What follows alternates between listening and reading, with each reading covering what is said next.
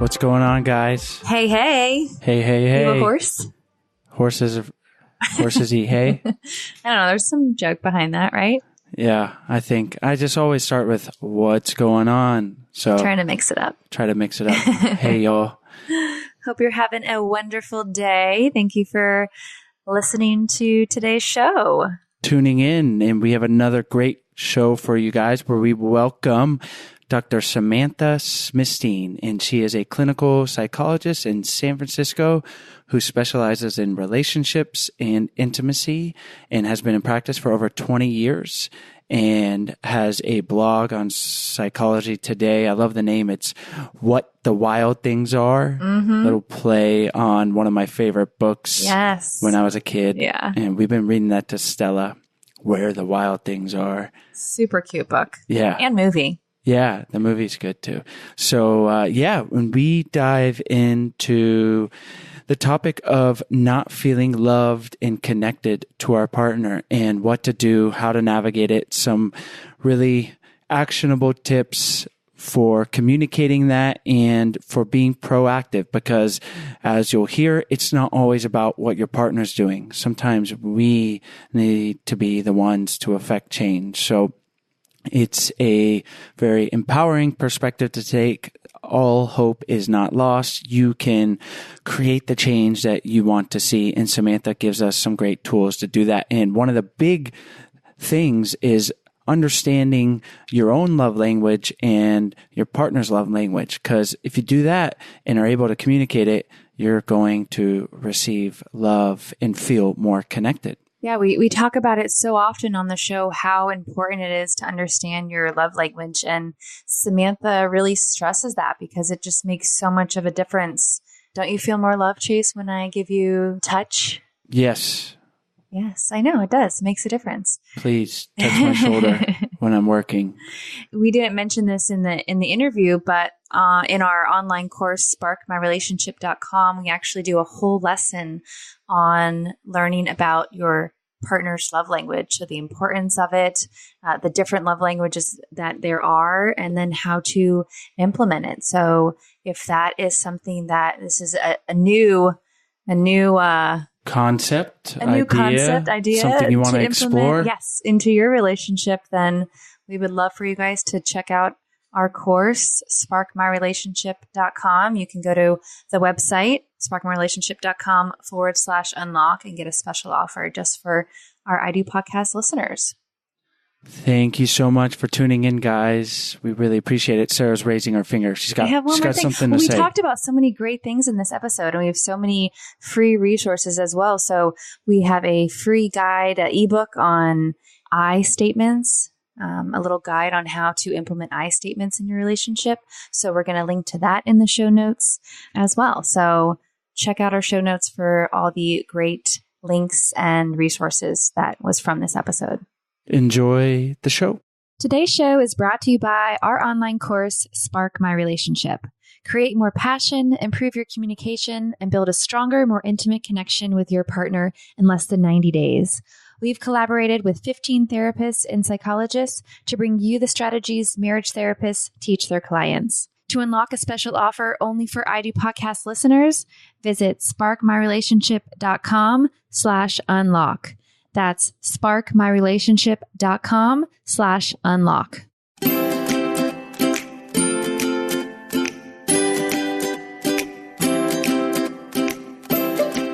Hi, Samantha. Thank you so much for joining us on the show today. Thank you. Thank you for having me. Samantha, we like to start our shows with having you tell us and our listeners why you enjoy helping people improve their relationships. I think it's actually one of the things I enjoy the most out of all the work that I do, because I think that relationships are an amazing place to learn about who we are as people, learn about what's important to us, as well as learn kind of how to love and how to kind of express the love that we might naturally feel. So there's a double benefit from it. One has to do with becoming our best selves in the world. and the other has to do with sort of knowing our deepest selves. We love that and definitely agree. It's not always easy, but the work is worth it, and you're going to find out so much about yourself and have so many unique insights, and it really is a beautiful thing. And we just love being able to interview people like yourselves to get the information for Sarah and I and share it with our listeners. And today's topic is one that I'm sure hits home with a lot of people. And even if you feel like you're in a happy relationship most of the time, I know Sarah and I would identify our relationship as mostly happy. We definitely have our bumps in the road. And I definitely have felt not connected or not necessarily loved by Sarah at certain times. And I think I'll let Sarah speak for herself, but yeah. Sarah feels the same way. So let's zero in and talk about what we can do when we're not feeling loved, connected, or cared about by our partner. Great. So should I just jump in? Yeah. Okay. I know that's kind of broad, but we're just going to kind of weave our way through this Yeah. So the first thing I think is noticing that feeling, and that feeling usually has a yearning with it. There's a desire to feel loved, connected, and cared about with this person that we're so intimately involved with. And most of the time when we have that yearning, we have an immediate sort of thought about what it is that we are wanting. And so, for example, we sort of think to ourselves, God, if I could just, I can't believe that when I walk in the door, my partner doesn't run up and give me a hug. And it would just make me feel so connected if I had that hug when I first walked in the door. And so we have these thoughts or ideas, these moments when we don't feel cared about or when we don't feel loved and we just feel frustrated. Like it just seems so obvious if this person who we love would do this thing, then we'd feel cared about. But I usually like to kind of pause people at that moment and ask them sort of really what's the deeper yearning that they're having. Because oftentimes we look at these superficial things like, why are they leaving their laundry next to the laundry basket instead of putting it in the basket? Don't they care about me? But that there's actually oftentimes a deeper feeling that's underneath that we're longing for something deeper than that. And if we really take the time to pause there and investigate that yearning, then we can see it's not necessarily about the laundry, and it might not even necessarily be about the other person. So in other words, maybe there's a deeper feeling of connection. Maybe there's a deeper feeling that we have that this person that we love doesn't really respect our ways of doing things. And so the laundry is kind of just an example, and there needs to be a deeper conversation about what does it mean to respect and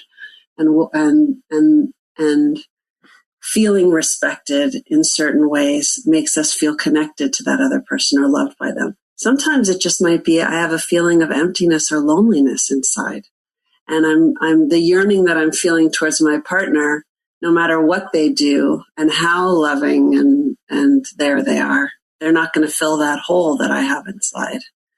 So it's important to really investigate that yearning and think about what the deeper kind of yearning is, because there's a lot of information. If it's about respect, then that can start a whole different conversation. It's not just about the laundry, but it's really about kind of what does it mean to respect each other's ways of doing things? How do we compromise on that? And all of those sorts of fruitful conversations that can come out of it. There is no doubt a lot of underlying issues and tensions and things within a relationship, and that we bring to the relationship as individuals. And these things form in childhood, and then we a lot of times are not even aware that, like you're mentioning, like the laundry or the cleaning up, and that can become like an argument, but that is just the superficial thing. And Right. and it's like we need to be mindful and aware and understand, like, oh, okay, this is irritating me that my partner is doing this, but what is underlying that, rather than being emotionally reactive and just going down a road of conflict, and nothing Right. good is generally going to happen from that. So what are the steps that someone can do? They recognize it and then need to communicate that with their partner. How does that look? Right. So, right. Once they can do that first step on their own and recognize and sort of try to understand the deeper piece. I'll give another example that's maybe even more powerfully charged. Let's say that you see your partner talking with somebody at a party and you have feelings of jealousy, or you have feelings of, that, and you might sort of react by saying, well, if you cared about me, you wouldn't be sort of smiling at that other person in that way, or talking with them in that way. And instead of reacting to it, you sort of stop and think to yourself, what's the deeper issue here? Okay, there's a way that maybe I'm not feeling as special to them.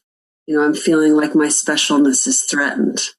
And so how can I, and it may be related to sort of, pain that happened before that relationship, old wounding, from either your childhood or another relationship. And so then once you identify, okay, I want to feel special to this person, and there are times when we're at parties or when we're at social gatherings where I don't feel special, I feel dropped, or I feel like I'm in competition with other people, then you understand there's a deeper issue there. Part 2 has to do with actually discovering whether or not the relationship is the place to work this out.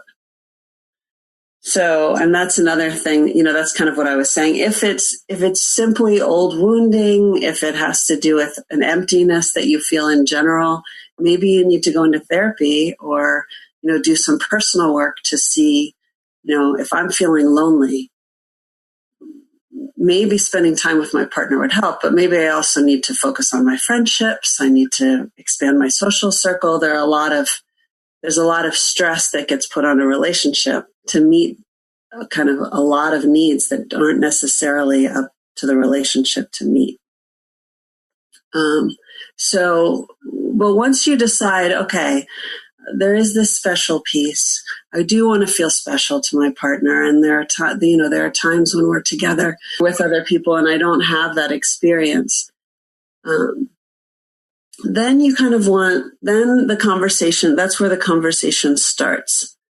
And I encourage people at that time to have an open mind when they walk into it in terms of sort of, rather than it being a blame game or, I noticed the way you talked to that person and that was really uncaring, those kinds of things. But instead have an open mind and really be focused on, in the initial expression, these are my feelings and this is what came up for me in this circumstance. And let's be curious about that together. So it's really, I think that's the part that that when people bring their expression, their pain or their needs or their feelings, it starts a fight because I can't believe you were talking to her at the party that way. Didn't you care about me at all? And there's an immediate defensiveness that happens and the fight begins, as opposed to, I was aware that I was at the party and I was looking at you talking to that other person, and I felt really scared and I felt jealous and I felt worried that I wasn't special to you or that I would be replaced or that you liked that other person more. And can we talk about that together? And I'd like to hear about your experience. I'd like to share you mine. And then let's kind of think about if we could shift that together. I worked with a couple where it was a heterosexual couple, and the woman traveled a lot for her work. And she, when she came home, she felt so let down that her husband was sort of in his office working. He sort of yelled down the hall, "Hey, be with you in a few minutes." And she felt like she wanted to be like, doesn't he even love me that he doesn't want to run up and greet me at the door? I'm so excited to see him, and he's just sitting at his desk. And she felt very hurt and rejected and not cared about in that interaction. Once they started talking about it, he said to her, I make sure the house is all clean before you get home. And then I'm just frantically trying to finish up what I'm doing when you walk in the door to make sure that you can have my undivided attention when you come in. And so he was actually taking action, what he thought would be the right action to make her feel really loved and cared about. And she missed it because for her, she just wanted to be greeted at the door. She didn't care if the house looked like a mess and if he had to work later. She wanted that big hug when she came in. So they never would have learned that if she just sort of said, well, obviously you don't care about me, that you don't meet me at the door. And he would have gotten defensive and a fight had ensued. I really love that story because it's so often we hear similar stories like that where a husband or a wife or one of the partners is giving so much love or so much attention to their partner, but it's not the same love language that person receives love. And so it's not as appreciated or I guess, acknowledged as the person who is giving that love. So I really love that story because it's a perfect example to show how important it is to really understand the way that your partner receives love. Yes, absolutely. I think that's really a key. It's of course natural for us to be loving in the ways that we want to be loved. And then we do the reverse of when we don't receive in that way, we think the other person's not being loving towards us. And so it's a big paradigm shift to be able to realize, oh, people give and receive love in different ways. It sounds so obvious, but it doesn't feel obvious because what's natural to us, just we assume it's natural to everyone. But it is, so it's a big paradigm shift to realize that people express and receive love in different ways, and that things that, if I don't really, it's nice if somebody buys me a gift, but who cares? Whereas for somebody else, that's the best possible thing you could do for them. Then we learn how to love the other person in the way that they can, that is most meaningful to them, but we also learn to receive differently. So it may not be natural for me to see gifts as a big deal, but if I know that for the other person, that's the purest expression of love they can give, then it's going to be more meaningful for me when I get a gift from them. This is such an important point, and there's a lot wrapped up in here because I'm also thinking about your story, like the expectation of the wife when she came home, as a partner, if you're expecting to get love one way and your husband's not there to greet you and then they don't, you're even more disappointed. Yes. And it's just such a big part of life in general is like keeping those things, not having, we want to have expectations. I think it's just natural, but keeping those in perspective, I guess. And then it's just so complicated because, going back to that example, like there was just like this misread. And I feel like it happens in Sarah and I's relationship too. Like, and probably a lot of people that you're trying to do the right thing or maybe you're not even trying to do the right thing. You feel like you're not doing the wrong thing. And then your partner because they're a unique individual, it is very much the wrong thing, or there's just a lack of a feeling that your partner's trying, and we're just off. And all of that, a lot of times the remedy is just communication. So rather than being, waiting for your partner to read your mind and say, because you're upset that they didn't greet you at the door, that you explicitly outline that in a way that is, productive, that's not blaming, kind of like the example you said, and then we can move forward in a much more positive way, rather than it being an argument and then you're feeling angry and disappointed. And it's just, there's so much nuance, and it's hard, even though it's seemingly simple. It's not how we're not born able to navigate these things. And it's like knowing who you are, knowing how you receive love, and understanding that for yourself in that own relationship. It's all so interesting and complicated when you get down to it. No, I think that's exactly right. And you made some really great points that are worth highlighting. I think knowing yourself as much as possible is a huge part of the process, because then you can communicate with I statements, and you can approach it with curiosity, and also you can be aware of your expectations. And you can also, there's a way that you can be sort of, I guess what I would say is that there's another piece too, in terms of expectations. I like what you were saying about expectations, that we do carry. It is very human to have expectations and needs and wants, and carry them into a relationship. So I don't think we can escape that, but it's good to be aware of what they are. And, in couples that are having difficulty, so a lot of times when couples come to see me, their relationship has gotten to the point where they're very unhappy. And the expectations have actually turned into negative expectations. And that negative expectations feed negative expectations. So in that example of the wife and the husband where she comes home, if she believes already that her husband doesn't care about her and doesn't love her, then to be sure, she's going to be looking for signs that that's true when she walks in that door. She's going to be, very aware when she walks in that he doesn't hug her, and that is evidence and sign that he doesn't care about her and doesn't love her.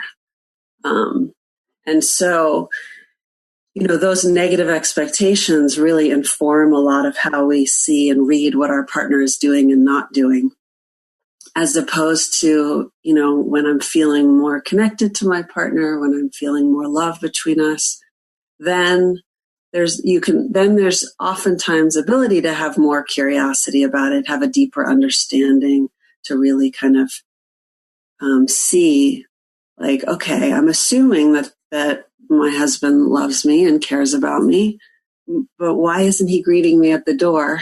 And what does that mean for him? And what does that mean for me? And how do we sort of talk about that moment and understand it better?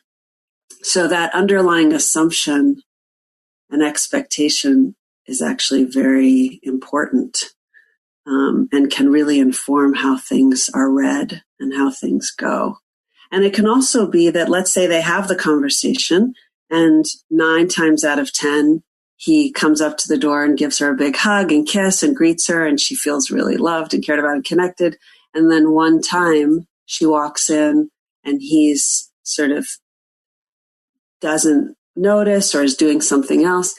She can sort of be easier with it. It's not the end of the world when he doesn't greet her, because she trusts that he does care about her and love her. And most of the time he does, but we're all human. And sometimes we have a bad day, or we're distracted, or whatever it is.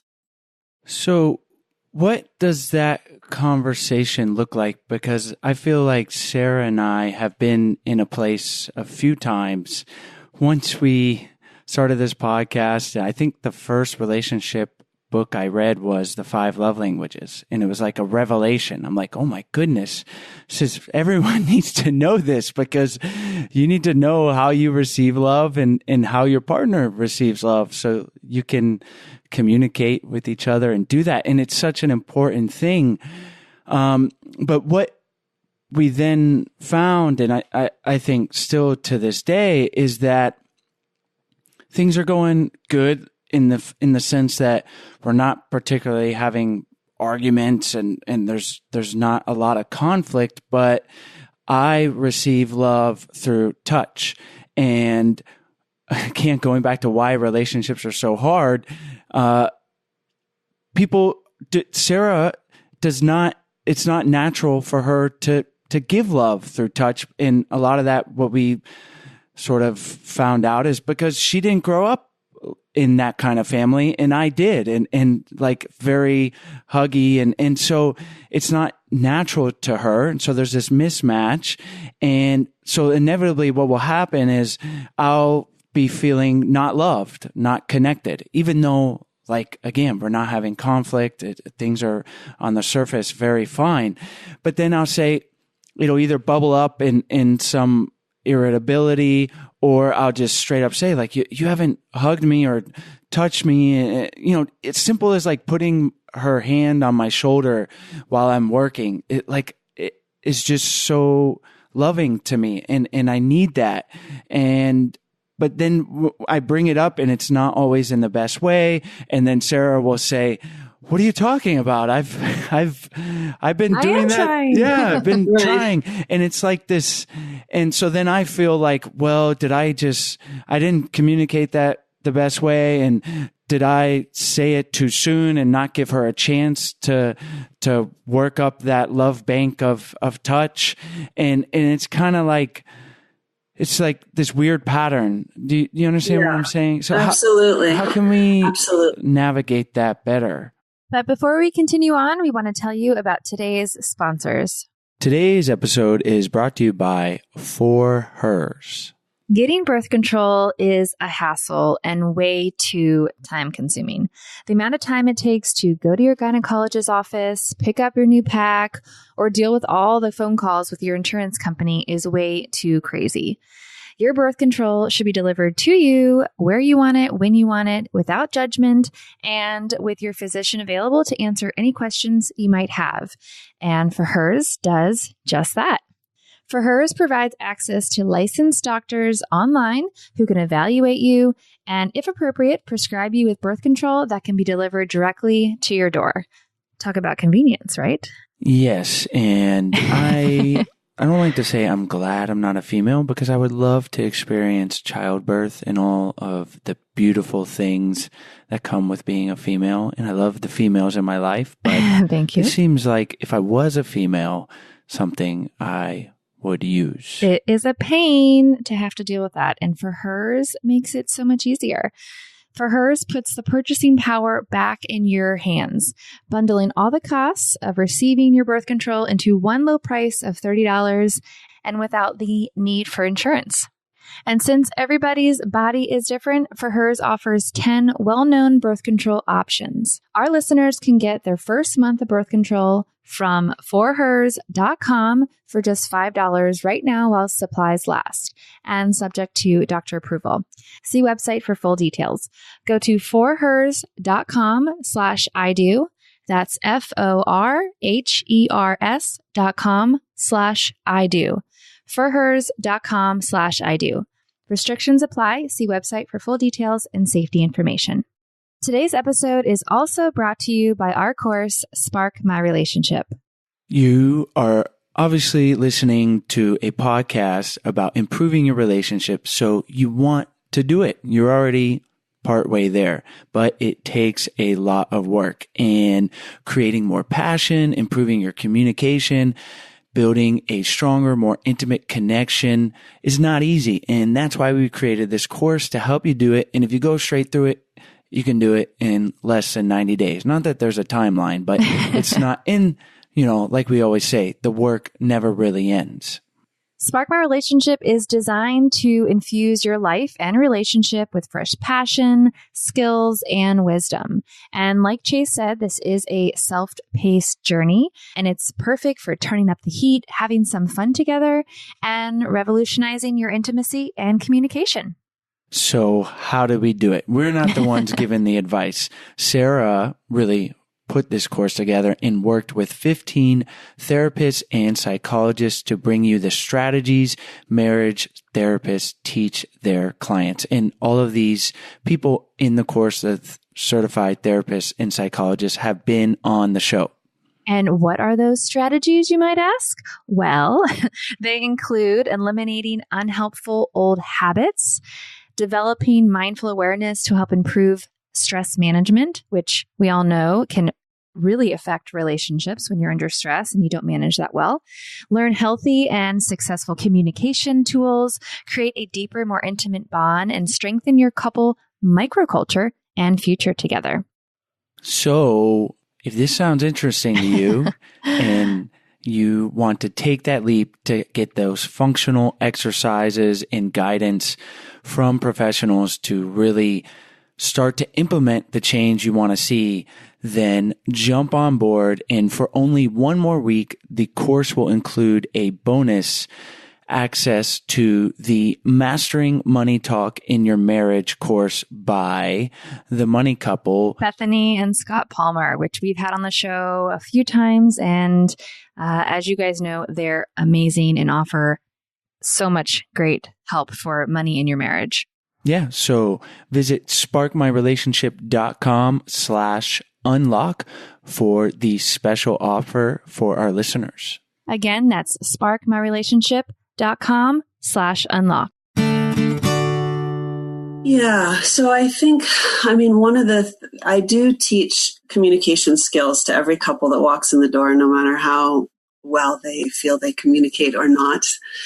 And there are a few key kind of things with that. The first one of the biggest mistakes that people make in relationship is they talk about what the person isn't doing, and it sounds like a complaint or a criticism. And that makes the other person feel defensive and also can make them feel sort of deflated and very sort of badly, like they're failing to be the partner that their partner wants. And so I encourage people, when they feel clear that they have a need or something that they're wanting, I encourage people to sort of proactively ask for it rather than talk about, complain about the fact that they're not getting it. So in other words, rather than saying, oh, I just don't feel connected, or, oh, I feel, it's a bummer. Like, I just don't feel like you've done this, touched me today, or that can't you at least say something nice about me today? Those kinds of things. Instead, once you identify what you would like, proactively asking for it. So saying, hey, I would love to connect. Do you have a few minutes today? I'd love a cuddle. Or, hey, I feel like we haven't had a lot of time the past couple of days. Let's make a date. Do you want to do something together? And so that way there's a feeling like first of all, you're asking for what you want. And second of all, the other person has the opportunity to meet that need. So it sounds really simple, but most couples don't approach it that way. They really talk about, their disappointment, and what the other person hasn't done, rather than just kind of really making a proactive, positive request. The other big mistake that couples make in terms of communicating around what they need, is that they use you statements instead of I statements. And they focus on actions instead of feelings. And it's hard to do, but there's a huge difference between saying, you weren't nice to me when I walked in the room, versus I felt hurt by your tone when I came in the room. Those are two. It sounds like you're saying the same thing, but actually, it's the your partner is really able to receive the second one much better than the first one. If somebody says to me, "You were mean to me," then I have to think to myself, well, objectively, was I mean? I didn't have the intention of being mean, and there's sort of a self-evaluation that's oftentimes defensive. If somebody says to me, I was hurt by the tone, I just felt really hurt by the tone that you used. There might be some defensiveness, but how do you defend? They were hurt by my tone. There's nothing to defend. That's just true. And I want to add a caveat to that, saying, I feel like you were mean is not a feeling. That's still giving an opinion. So it really has to be, I felt, and what the feel hurt. Not I feel like. When you say I feel like, that's an opinion, but I feel hurt by your tone that you used. I felt sad. I felt afraid that you weren't loving me in that moment.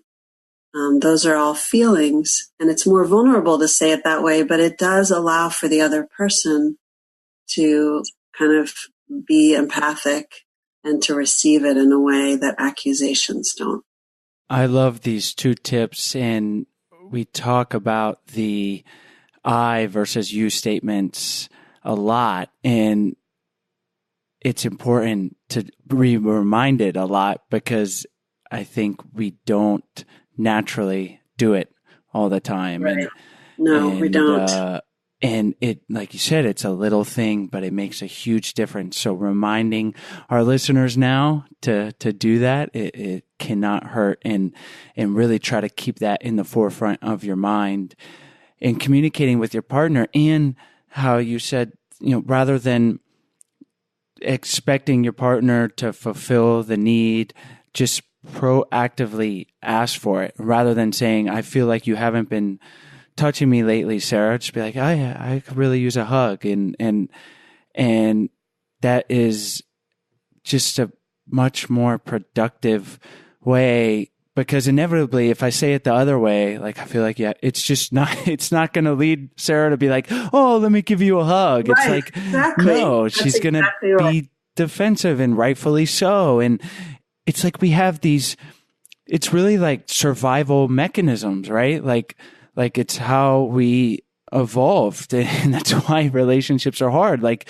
we don't want to be accused of not being a good person or not fulfilling our partner's needs. And if we are, we're not going to be like, oh, you're right, let me love you better.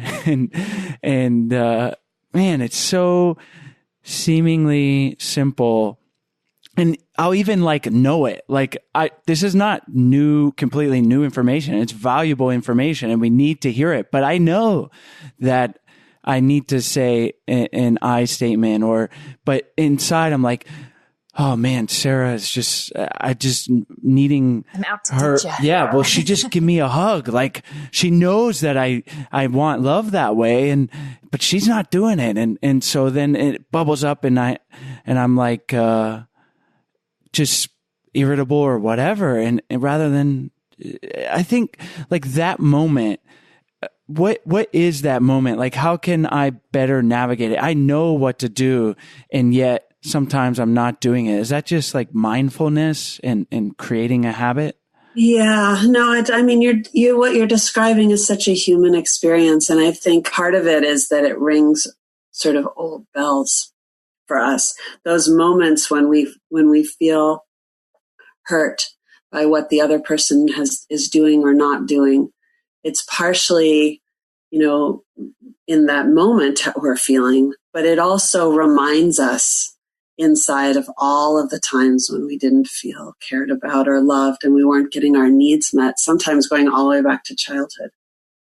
Part of it is doing our own healing work and being responsible for knowing that it's not up to this person to kind of be available to us in the way that we need every moment, but that we have some old wounds maybe that we need to heal. And part of it really is, as you said, mindfulness and and being aware. It's taking a moment and a breath, because oftentimes we react and we don't pause and take and really sort of take a breath and say to ourselves, okay, I feel hurt in this moment. And let me check in with myself, about kind of, do I really think this person has bad intention? Do I really think this person is out to get me or doesn't love me? And if you do, then maybe couples therapy is a good place to go. But most of the time you can do that self-talk and be aware, okay, I know that this person does love me and their attention is not on me right now for whatever reason. And then you can move from a more proactive request place rather than that, ouch, I'm hurt, and reactive place. Like Chase mentioned earlier, he came from more of a touch family than I did. And so I do find it hard sometimes to remember to give him the love of touch. Do you have any advice, I guess, in addition to just being mindful about it, to really help me create that pattern and that ritual needed to fulfill his love language? I do, and couples often bristle at this idea. But I think that really it's about habit. That we don't have naturally the habits often that our partners need us to have. And so we have these great devices that we carry around with us all the time. And I actually encourage people to put reminders in their phones.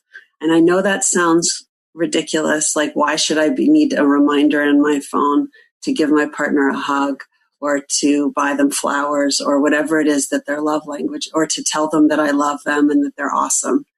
But I often tell people, until you get into a new habit with it, put twice a day a reminder on your phone that sort of says, go give your partner a hug or touch them or tell your partner that you love them or pick up something cute at the store, at Walgreens today or whatever it is and then eventually you won't need those reminders because you'll just be in the habit more and more. But I think we have to kind of train ourselves to be the partner that our partner needs if we don't share that love language with them. That is such an important tip. It's not revelatory necessarily, but it's more like giving permission to do that, because it seems so simple and elementary, and most people are like, I don't need to set a reminder to, right. To why should that. I need a reminder to, right. to love? But it's like, sometimes it's so hard. Yeah. Well, it just doesn't come naturally to us. And so I think it is a matter of creating new habits that are not natural to us. So Samantha, before we wrap up, there's been a lot of great stuff in this interview for us to take home, but I want to touch on something you mentioned earlier in the interview, and that is determining if something needs to be worked out in the relationship or if it's an individual thing. And to me, that kind of hits home, because that line is blurry, and relationships highlight the things we need to work on. And so what are some questions we can ask ourselves of, like, is this something I need to work out on my own or in the relationship? Right. I mean, my first impulse is to say that getting help from a therapist would be a great way to figure that out. Usually, I want to also say that usually the answer is both, or often the answer is both. So relationships do provide an opportunity for healing for us. And they do provide an opportunity for us to have kind of a new kind of wonderful experience. And so bringing things to a relationship can really create that experience for us. However, If there's an old wound or issues that are deep enough or things that we, there are existential issues, like the fact that on some level we're all alone in the world. And that's not going to ever be mitigated by it. No matter how wonderful a relationship is, we're going to have to deal with kind of our inner chronic feelings of emptiness and aloneness, and what does it mean to be alive, and those sorts of questions are ours. And so I think there isn't an easy answer to that question, but it's a good question to keep asking. I would sort of encourage people to really hold that question open regularly, to sort of see how much pressure am I putting on my relationship? Are there, seeing this other person as a human being with their own sort of faults and fallibility and imperfections and efforts, and bring to them sort of what you would like and need, but also really do your own work, whether it be in therapy or meditation or, workbooks or 12 steps, whatever the mode is, to be able to really own that it's not up to this other person to kind of heal me and meet all my needs, but instead there's always a piece of whatever it is that's mine. I think that's a great perspective to take, and really an empowering one. So there are things to work on in the relationship, but that we always need to be working on ourselves. And so often, I know I'm guilty of it, like you're frustrated, you're not feeling loved, connected, whatever it is, and we want to point, you want to point at your partner, they need to do a better job of loving me, and often that's not the case. It's that we need to do a better job of communicating to our partner, or do a better job of showing our partner love so that they feel like fulfilling our needs more. And so if we're always taking that perspective first, and maybe not a blaming one, we're going to just be happier with ourselves and in the relationship. So Samantha, I think that's a great place to wrap up on. You've given us and our listeners a lot of great things to think about and apply. So why don't we finish up by having you tell us where we can find you online, and if there's something you want to leave our listeners with, and then we'll say goodbye. Okay. Great. So my website is my first name and last name. So it's Samantha Smithstein .com. And you can also find my writings on Psychology Today. I'm a blogger for Psychology Today, so I have a lot of articles up there called What the Wild Things Are. And so people are welcome to read. I often write about relationships on that. And it was a real pleasure speaking with both of you today. So thank you very much for having me. Well, thank you. And we'll put all of the links you just mentioned on your show notes page on our website at idopodcast.com. And it was a pleasure having you on the show. Thank you. Hi, guys. We hope you enjoyed today's episode. As always, all the links are in the show notes page, as well as on the podcast description. And while you're on our website, we encourage you guys to check out our 14-day Happy Couple Challenge. We send you an email for 14 days with simple, doable challenges to help strengthen and improve your relationship. And on our website, we also have a bunch of free resources for your relationship. So we encourage you to check those out. We also have our Love Tribe on Facebook. We encourage you guys to join the tribe and be there for support for each other. If you have questions or just need some relationship advice, we are all here for each other. The group has grown to almost 1,000 people, and we love it. So we hope you guys join that. You can go to Facebook, Love Tribe Fam, and you'll find us right there.